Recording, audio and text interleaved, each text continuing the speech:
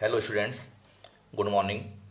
आपको मैंने मेरे पिछले लेक्चर नंबर 4 में खेल सिद्धांत में प्रभाविता का सिद्धांत पढ़ाया था, जिसमें ओडोमेंट्स मेथड में 2x2 अल्टरनेटिव्स करने के लिए आपको किस प्रकार से कॉलम हटाना है और किस प्रकार से रो हटानी है, ये आपको अच्छी तरीके से समझाई थी। प्रभाविता सिद्धांत में मैंने आपको समझाया था कि यदि किसी कॉलम की सभी प्रविष्टियां अन्य कॉलम से संबंधित प्रविष्टियों से या दो कॉलमों की संबंधित प्रविष्टियों के औसत से बड़ी या बराबर हों तो ऐसे कॉलम को हटा देते हैं जो बड़ा या बराबर है। ठीक इसी प्रकार से पंक्तियों के लिए बताया था, यदि किसी पंक्ति की सभी प्रविष्टियां अन्य पंक्तियों की संबंधित प्रविष्टियों से या दो पंक्तियों की संबंधित प्रविष्टियों के औसत से छोटी या बराबर हैं तो ऐसी पंक्ति की छंटनी भी कर दी जाती है जो छोटी या बराबर है। तो डियर स्टूडेंट्स, आप तो एक बात याद रखिए, यदि हमारा कोई कॉलम बड़ा या बराबर है तो हटाना है, और यदि कोई रो छोटी या बराबर है तो उसे हटानी है। तो अब हम प्रभाविता सिद्धांत के आधार पर एक क्वेश्चन सोल्व करना चाहते हैं कि किस प्रकार से हम गेम मैट्रिक्स तैयार करें, वह 2x2 से हम उसको कैसे हल करें। तो ये हम एक एग्जांपल से समझना चाहते हैं। एक क्वेश्चन मैंने आपके सामने रखा है, ए और बी एक खेल खेलते हैं जिसमें प्रत्येक के पास 3 सिक्के हैं जिनका नाम है पेनी, निकल और डाइम। पेनी 1 रुपये के, निकल 2 रुपये के तथा डाइम 3 रुपये के बराबर है। प्रत्येक खिलाड़ी दूसरे खिलाड़ी की जानकारी के बिना एक सिक्के का चुनाव करता है। यदि सिक्कों का जोड़ विषम संख्या होती है तो ए बी का सिक्का जीतता है। यदि जोड़ सम होता है तो बी ए का सिक्का जीतता है। प्रत्येक खिलाड़ी की उचित व्यूह रचना और खेल का मान ज्ञात कीजिए। तो यहाँ जो मैंने क्वेश्चन आपके सामने रखा है, ये एमकॉम के एग्ज़ाम में कई बार आ चुका है और सीए में भी कई बार आपसे पूछा गया है। बहुत अच्छा क्वेश्चन है। इस क्वेश्चन को हमें ही फॉर्म करना है, फिर हमें इसी को ही सॉल्व करना है। तो किस प्रकार से इस क्वेश्चन को हम जो है पे मैट्रिक्स के रूप में लिखें और कैसे हम इसको सॉल्व करें, ये आज के लेक्चर में आपको समझना है। ऐसे क्वेश्चन को जब आप सॉल्व करें तो हमें गेम मैट्रिक्स बनानी है, और गेम मैट्रिक्स हम किसी एक प्लेयर को बेस लेके चलेंगे। जैसे हमारे यहाँ रो में प्लेयर ए है और कॉलम में प्लेयर बी मैंने लिखा है, तो मैंने ए को बेस माना है। मैंने यहाँ लिख भी दिया पे ऑफ मैट्रिक्स फॉर प्लेयर ए। हम जो तालिका बना रहे हैं ये प्लेयर ए के लिए बना रहे हैं। अगर ये पॉजिटिव है तो प्लेयर ए जीतने की बात ही बता रहा है, और अगर ये नेगेटिव में संख्या आएगी तो प्लेयर ए के हारने की बात हम लिखेंगे। तो मैंने लिख दिया है assuming that player A is playing the game. तो हम ये जो गेम मैट्रिक्स है ये ए प्लेयर के आधार पर बनाएंगे कि ए जीतता है तो प्लस में और ए हारता है तो माइनस में। तो पे मैट्रिक्स बनाने से पहले हमने यहाँ लिख दिया है पेनी 1 रुपये का है, निकल 2 रुपये का है और डाइम 3 रुपये का है। तो बी के पास भी ये तीनों सिक्के हैं और ए के पास भी तीनों सिक्के हैं। पेनी 1 रुपये का, निकल 2 रुपये का और डाइम 3 रुपये का। तो पे ऑफ मैट्रिक्स हम कैसे बनाएं, ये आपको अच्छी तरीके से सीखनी है। अगर पे मैट्रिक्स सही बन जाएंगी तो क्वेश्चन भी सही बन जाएगा, और पे ऑफ मैट्रिक्स अगर आपने गलत बना ली तो हमारा क्वेश्चन भी गलत हो जाएगा। तो सावधानी से अपने को पे ऑफ मैट्रिक्स बनानी है। समझिए कि किस प्रकार से हम इनको बनाएंगे। हम ये खेल ए के लिए खेल रहे हैं, तो हमने यहाँ लिखा है क्वेश्चन में, देखिए, यदि सिक्कों का जोड़ विषम संख्या होती है तो ए बी का सिक्का जीतता है। अगर विषम है तो ए जीतेगा। तो हम पहले बात करते हैं ए क्या क्या जीतेगा। आप देखिए विषम कहाँ का आएगा, वहाँ ए जीतेगा, और ए क्या जीतेगा, बी का सिक्का जीतेगा। तो आप देखिए यहाँ पर हमारा योग 1 और 1 2 आता है, सम है, तो यहाँ ए हार रहा है। यहाँ पर देखिए 1 और 2 ये संख्या विषम आ रही है, तो यहाँ पर ए जीतेगा, और ए क्या जीतेगा, बी का सिक्का जीतेगा। तो बी का सिक्का 2 रुपये का है, तो यहाँ ए 2 रुपये जीत जाएगा। आप देखिए यहाँ योग सम आ रहा है, यहाँ देखिए यहाँ 2 और 1 ये विषम है, विषम है तो ए जीतेगा।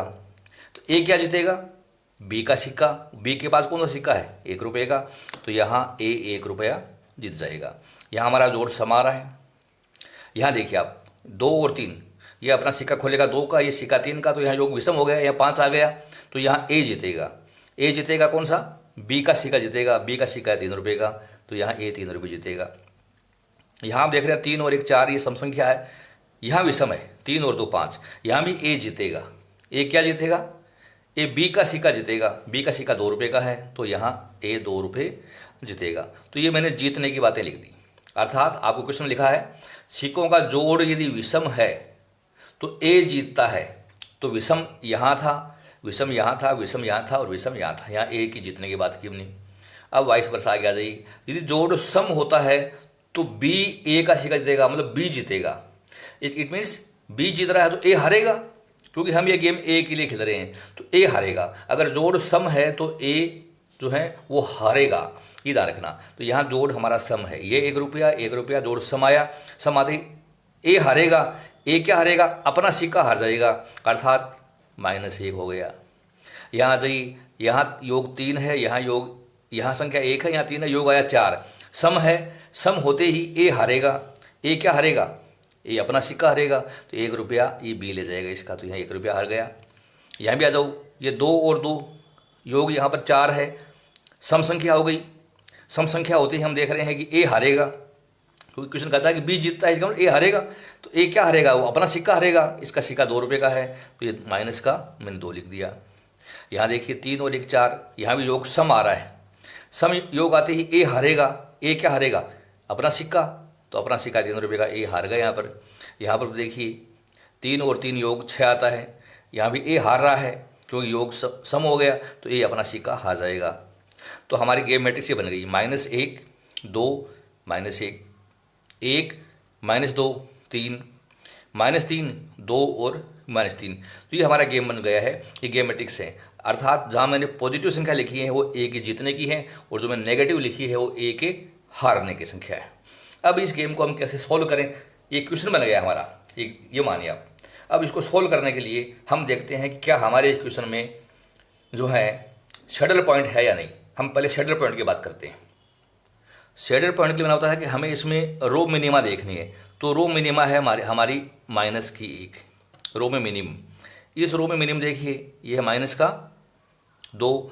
आप इसमें देखिए, ये है -3। तो ये रो मिनिमा निकाल ली।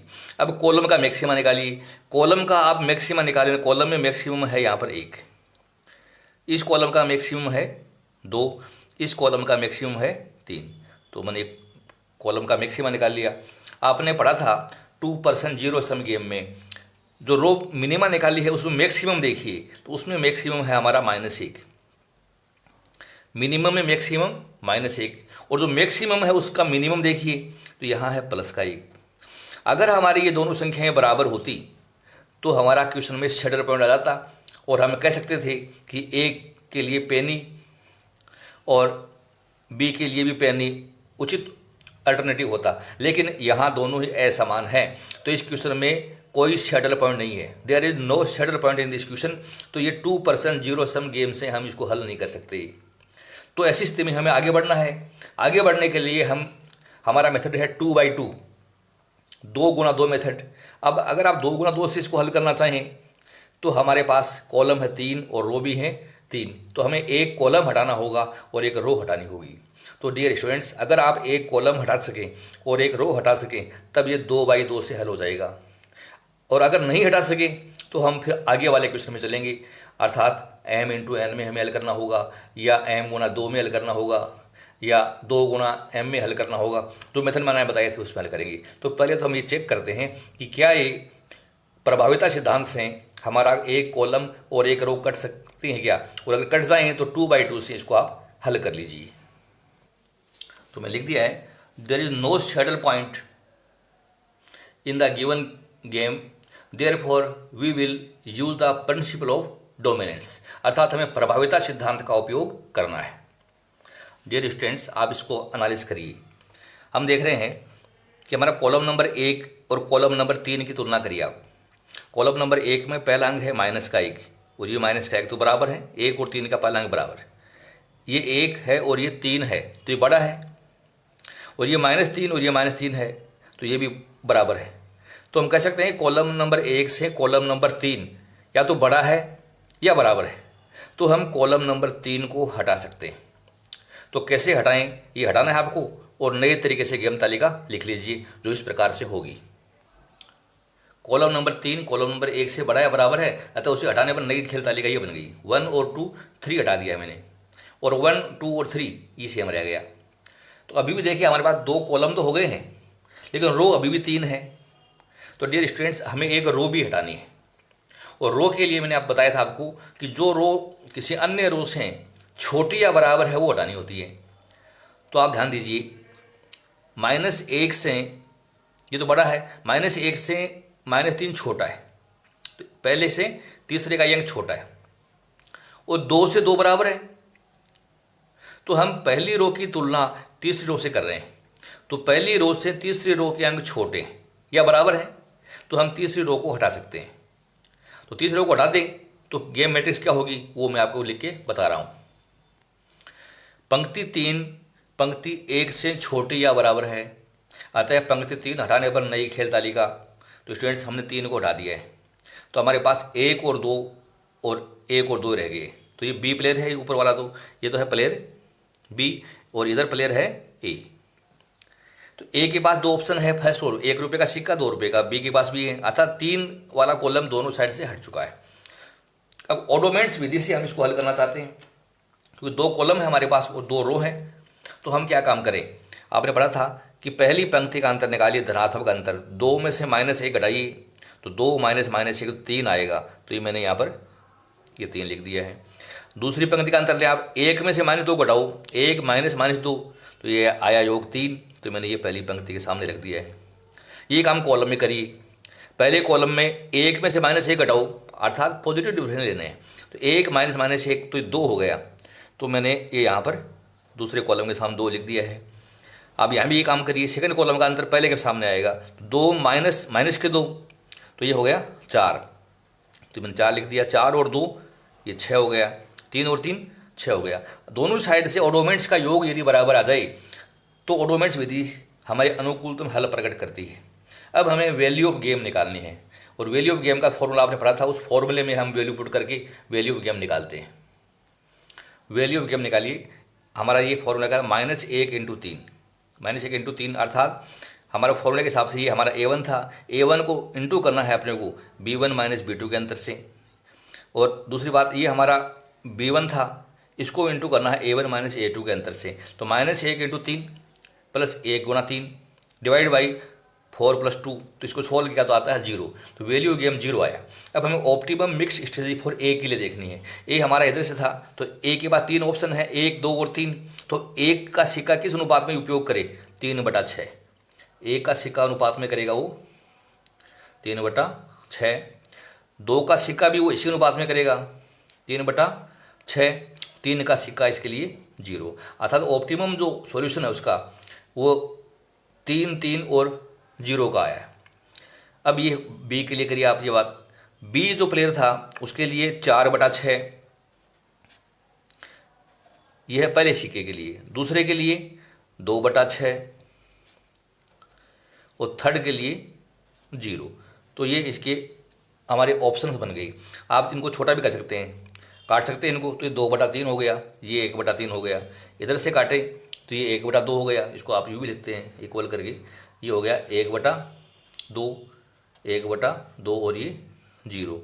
और इसको भी लिख सकते हैं आप, जैसे मैंने आपको बताया कि 2/3, 1/3 और 0। तो ये हमारा मैट्रिक्स, और value of game equal to आएगा 0। तो इस तरीके से स्टूडेंट्स आप 2x2 मेथड के द्वारा, ऑडोमेट्स मेथड के द्वारा गेम थ्योरी को बहुत आसानी से हल करके दिखा सकते हैं।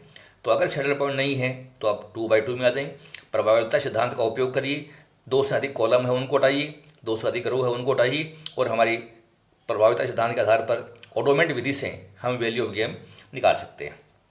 लेकिन हमारे सामने ऐसी समस्या आ जाएगी कि कई बार हमारे पास 2 से अधिक कॉलम रह गई या 2 से अधिक रो रह गई, तो फिर 2x2 आप लागू नहीं कर पाएंगे।